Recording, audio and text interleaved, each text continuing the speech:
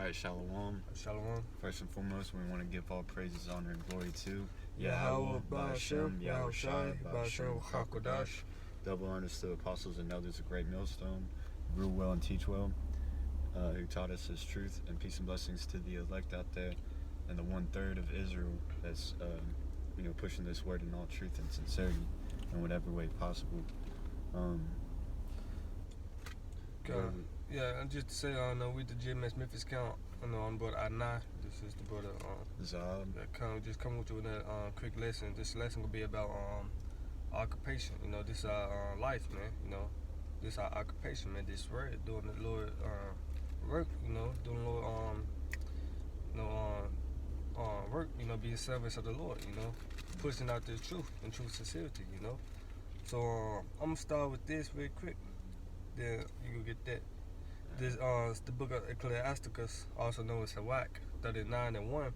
But he that giveth his mind to the law of the Most High, and is occupied in the meditation thereof, will seek out the wisdom of all the ancient, and be occupied in prophecy.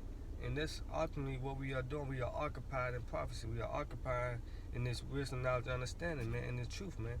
It's our life, man. So what is this testimony of YAHAWASHI? The spirit of prophecy, man. So, we going out on the highways and byways, doing sit downs, We occupied, man. It said don't be you hearers of the words, but doers also, man. You guys know? I'm just get the definition of occupied, the Google definition. Occupied. It say of a building, instead of being used by someone, too busy and active, and that's what we ultimately are doing. You gotta stay busy, stay active, You're gonna what active, you working, man. We are working, we laboring, That's ultimately what we gotta do. That's our occupation, laboring, man. There's a saying in the world, an object in motion stays in motion. Right. And an object at rest stays at rest. Yep. So if you want to, keep going in this truth, you got to keep going. You got to keep working, keep laboring, man. Like I call an election short. You got to do it. This is the book of Luke, chapter 19, verse 12. He said, therefore a certain nobleman went into a far country to receive for himself a kingdom and to return.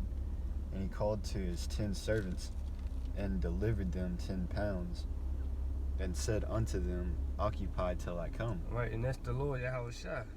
We got to stay busy, stay keeping our heads, building the scriptures, man. It say you do these things, you should never fail, roughly paraphrasing it. So the Lord told us to occupy till He come, man. Because we don't know when the Lord coming back, We don't know the date, the hour, the time. That's why I say the Lord will come on is a thief in the night, You keep going, man. Keep going. Yeah. It says, but his citizens hated him and sent a message after him, saying, we will not have this man to reign over us. And it came to pass that when he was returned, having received the kingdom, then he commanded these servants to be called unto him, to whom he had given the money, that he might know how much every man had gained by trading. Then, because this is a business, man. That's why the book of Luke, I'm going to grab that real quick up. It's a business of wisdom and knowledge. When you start learning this truth, you're required to teach it. Just like in any business, whenever, like let's say, you have an electrician. Whenever you start out as an apprentice, learning under somebody, and when you get an understanding of mastering the trade, well, then you're gonna have an apprentice under you. Mm-hmm. Same thing in this truth. When you start, and the Lord starts revealing these prophecies and breakdowns and scriptures and history to you, hey, you're required to go out and teach. Yeah, that's your talent, man. You can't keep your talent underneath the napkin, man. Lord will kill you for that, man. I'm gonna grab this real quick. This Luke 14:28. For which of you intended to build a tower, sitting not down first and counted the cost, whether he has sufficient to finish it, man. So this is this business, man. And once we waking up to the fact we are Israelites, knowing the truth, knowing who the Lord, who's dealing with, who the Lord people is, man, you is required to teach it, man. With one of the people, man. You know, and you gotta count the cost, man. Cause the book of Sirach 2:1 say, "You come serve me, prepare yourself for temptation, man." So once you make that cost, like, yeah, I want to serve the Lord, man. So you gotta stay being occupied, you know. You gotta count the cost, man. You know, hey, you got that vow. It say Ecclesiastes 5:3. I'm gonna grab that. You go ahead. It says, then came the first, saying, Lord, thy pound hath gained 10 pounds. And he said unto him, well, thou good servant, because thou hast been faithful in a very little, have thou authority over 10 cities. And the second came, saying, Lord, thy pound hath gained 5 pounds. And he said likewise to him, be thou also over 5 cities. And another came, saying, Lord, behold, here is thy pound which I have kept laid up in a napkin, for I feared thee, because thou art an austere man. Thou takest up that thou laidest not down, and reapest that thou didst not sow. And he saith unto him, out of thine own mouth will I judge thee, thou wicked servant. Thou knewest that I was an austere man, taking up that I laid not down, and reaping that I did not sow. Wherefore then gavest not thou my money into the bank, that at my coming I might have required mine own with usury? Yeah, he didn't do anything with it. He's like, man, I could have, just put it in the bank. I didn't, you didn't have to just hold on to it. That was pointless. Alright, this Hebrews 4:11. Let us labor therefore to enter into the rest, lest any man fall after the same example of unbelief. So we gotta labor to enter into the Lord's rest, man, into the kingdom of heaven. So we gotta continue occupied till the Lord come back, doing the work, man. That's basically what occupation is, man. By Rocky, man. You got something up? You get that Luke 9:62. Okay, that's what I was getting. This is Luke chapter 9, verse 62. And YAHAWASHI said unto him, no man having put his hand to the plow and looking back is fit for the kingdom of the Most High. Okay. You gotta be about this, man.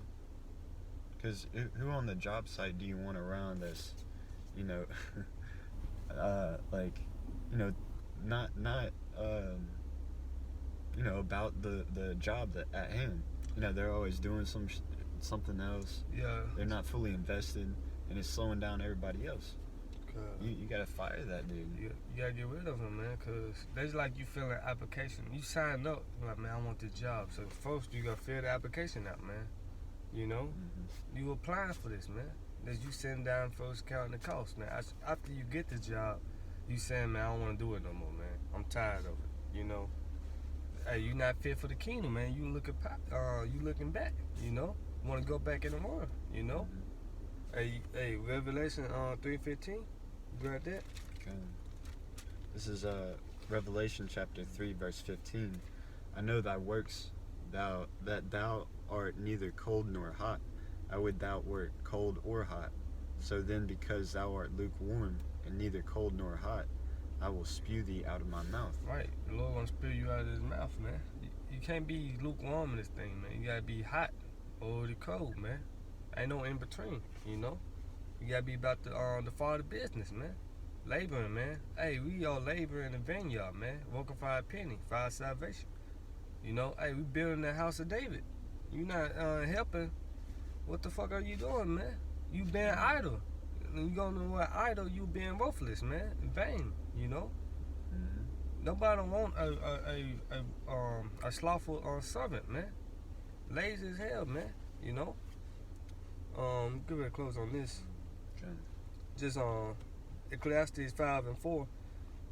It said, when thou vowest a vow unto the Most High, defer not to pay it, for he had no pleasure in fools. Pay that which thou hast vowed. Better is it that thou shouldest not vow than thou shouldest vow and not pay. You know, you sit it down first, count the cost, man. Yeah, it's like someone saying like, "Oh yeah, I'll get you your $5." Always saying that, but never does.